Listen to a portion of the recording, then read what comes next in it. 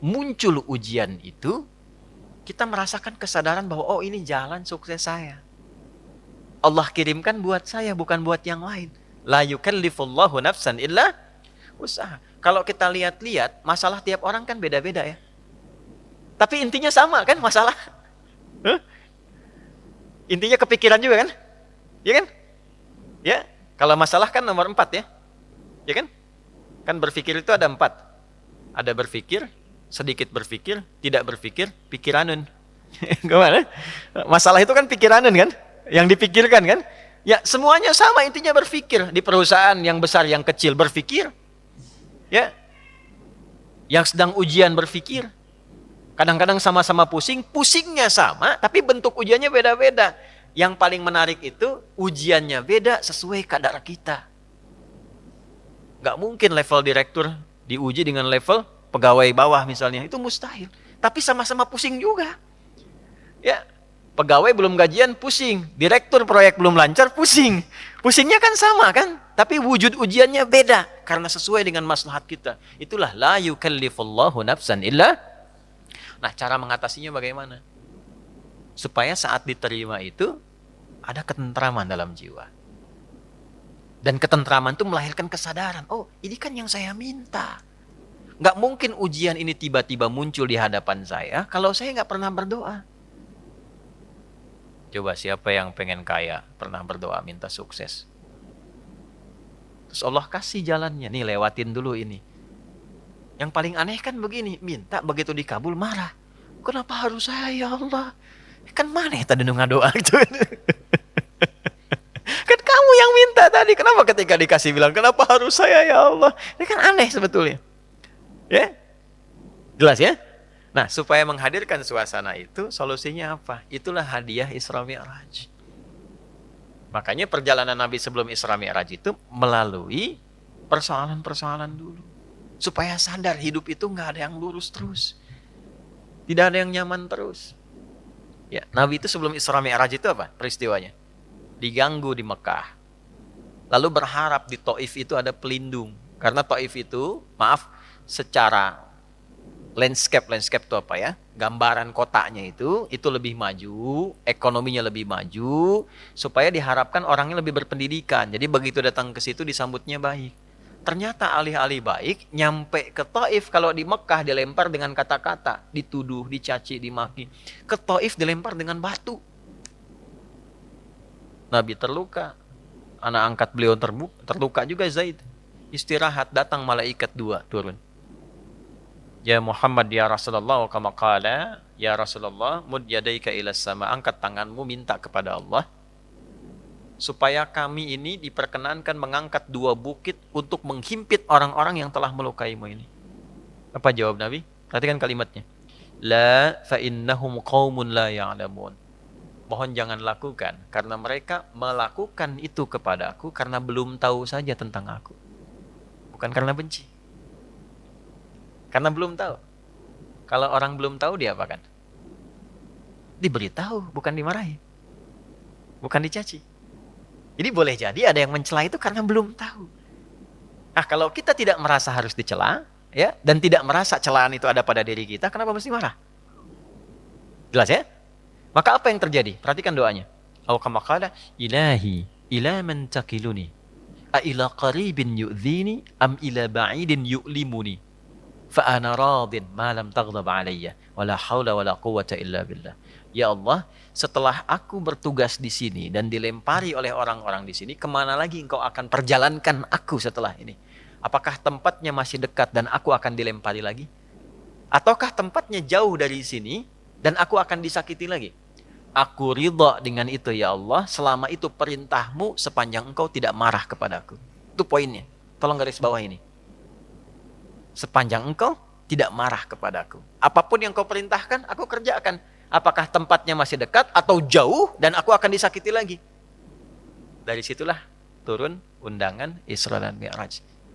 Ternyata bukan cuma di bumi, diperjalankan langsung sampai dengan ke langit. Subhanalladzi asra bi'abdihi lailam minal masjidil haram ilal masjidil aqsa alladzi barakna haulah linuriyahu min ayatina innahu huwas sami'ul basir. Turunlah peristiwa Isra Mi'raj. Undangan itu turun. Asalnya dari situ.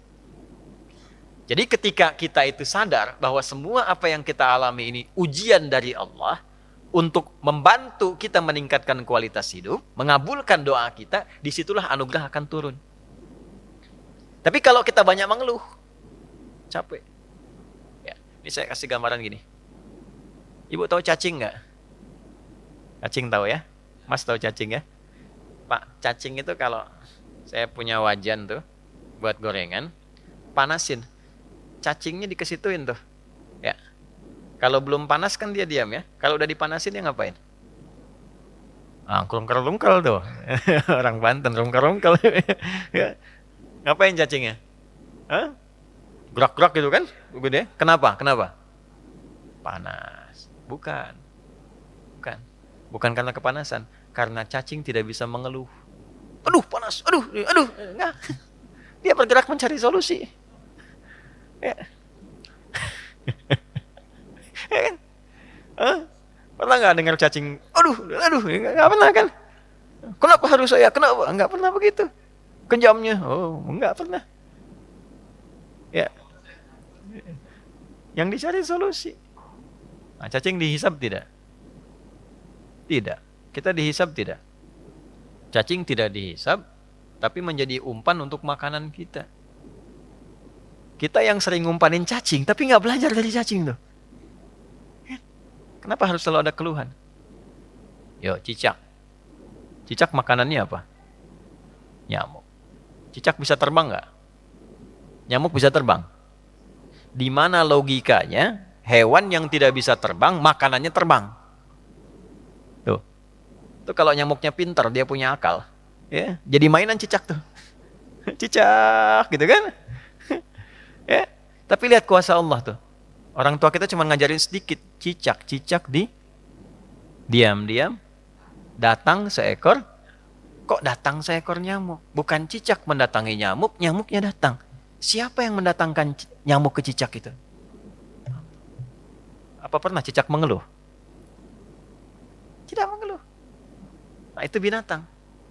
Nah, yang mau saya katakan, mengembalikan suasana itu, Nabi sudah mengajarkan dari peristiwa Isra Mi'raj. Tidak ada orang bebas dari ujian.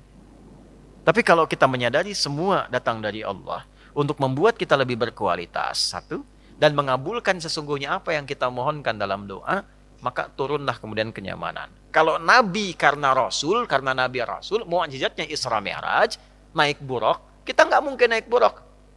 Odong-odong banyak. Delman banyak, tapi naik buruk mustahil. Ya, karena peristiwanya tidak mungkin berulang, maka hadiahnya diabadikan, itulah sholat. Itulah sebabnya panggilan sholat itu bersanding dengan hajat. Karena itu sholat disebut dengan hajat. Kebutuhan. Wasta'inu bisabri was sholat. Kalau punya masalah, terima dulu dengan sabar. Dan lakukan sholat. Nah, jadi asalnya sholat itu diperintahkan oleh Allah lewat Rasulullah untuk menyelesaikan semua masalah kehidupan kita. Makanya dulu orang-orang yang punya hajat, punya masalah, itu melakukan sholat. Nabi Zakaria punya masalah. Diuji dengan keturunan. Rambutnya sudah memutih, fisiknya sudah letih. Maaf, istrinya divonis monopos dan mandul. Secara medis gak mungkin punya keturunan. Maka apa yang diperintahkan oleh Allah? Diilhamkan sholat. Di Quran surah 3, ayat 38-39. Ya. Hunalika da'a Zakaria rabbah qala rabbi habli min ladunka dzurriyyatan thayyibah innaka sami'ud du'a fanadathul malaikatu wa huwa qa'imun yusalli fil mihrab annallaha yubashshiruka bi Yahya. Setelah manusia mengatakan enggak mungkin kau punya keturunan, beliau salat. Dalam salatnya beliau memohon, ya Allah, semua memvonis aku tidak akan mungkin punya keturunan, maka aku menyebut namamu yang memberi tanpa punya batasan, Hab namanya. Dari Wahab. Ya Allah, saya minta darimu saja. Karena orang lain mengatakan nggak mungkin. Saya minta darimu yang tidak punya batasan. Engkau pasti mendengar doa saya. Kalau yang pada maha mendengar juga tidak terkabulkan, kepada siapa lagi saya mesti meminta? Maka langsung turun jawaban. Padahal beliau itu masih berdiri dalam sholatnya. Belum selesai sholatnya. Fanadathul malaikatu, turun malaikat. Wa huwa qa'imun yusalli fil mihrab. Sedangkan beliau masih berdiri dalam sholatnya. turunlah berita disampaikan akan punya anak namanya langsung dari Allah, Yahya. Nabi Musa sholat. Musa itu sholat. Quran surah 20, Thaha ayat 14. Innani anallahu la ilaha illa ana fa'budni wa aqimis salata li dzikri. Nabi Isa sholat. Quran surah 19 ayat 31 sampai 33. Wa awsani bis shalah. Allah memerintahkan padaku untuk sholat.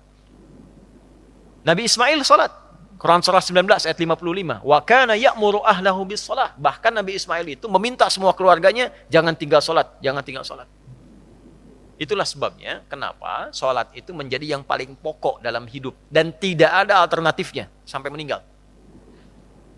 Kenapa? Karena Allah menginginkan semua masalah kita selesai.